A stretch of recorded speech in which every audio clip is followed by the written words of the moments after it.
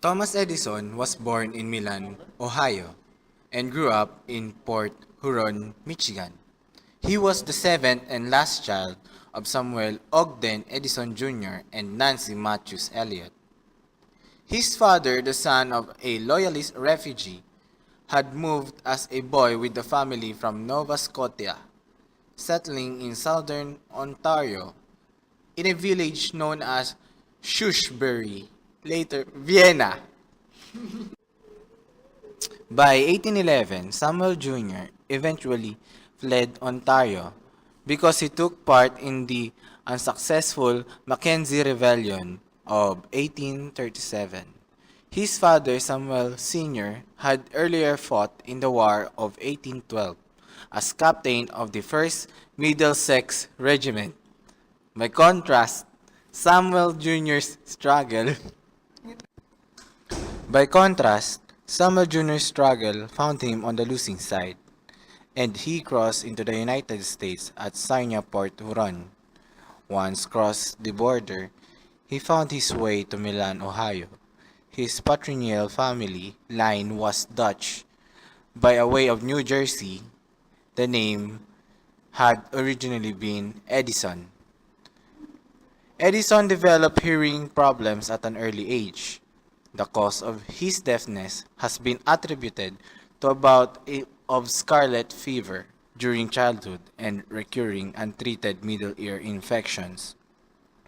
Around the middle of his career, Edison attributed the hearing impairment to being struck on the ears by a train conductor when his chemical laboratory in a boxcar caught fire and he was thrown off the train in Smiths Creek, Michigan, along with his apparatuses and chemicals.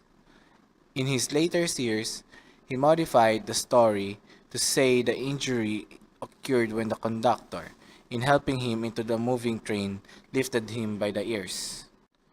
Edison's family moved to Port Huron, Michigan, after the railroad bypassed Milan in 1854, and business declined. Edison sold candy and newspapers on trains running from Port Huron to Detroit, and sold vegetables. He briefly worked as a telegraph operator in 1863 for the Grand Trunk Railway at the railway station in Stratford, Ontario, at the age of 16. He was held responsible for a near collision. He also studied qualitative analysis and conducted chemical experiments on train until he left the job. Edison obtained the exclusive rights to sell the newspapers on the road, and with the aid of 4 assistants, he set in type and printed the Grand Trunk Herald, which he sold with his other papers. This began Edison's long streak of entrepreneurial ventures as he discovered his talent as a businessman.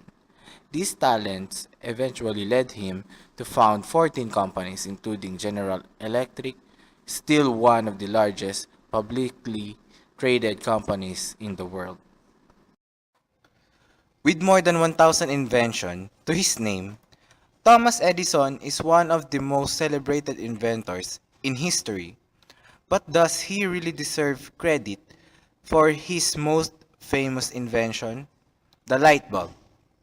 The real story is more complicated than you might imagine. Unfortunately, such light bulbs were not commercially viable.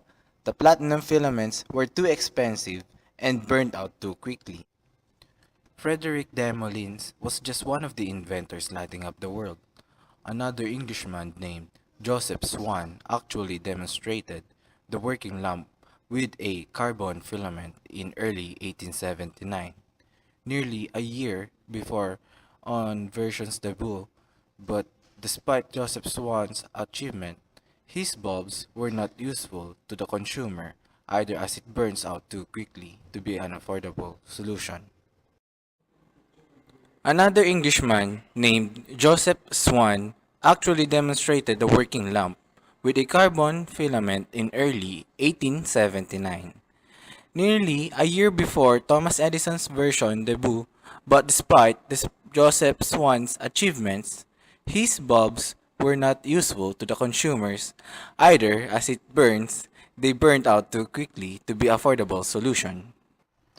Finally, in October 1879, Thomas Edison had a breakthrough when that a very thin carbon filament with high electrical resistance was needed to make a light bulb practical.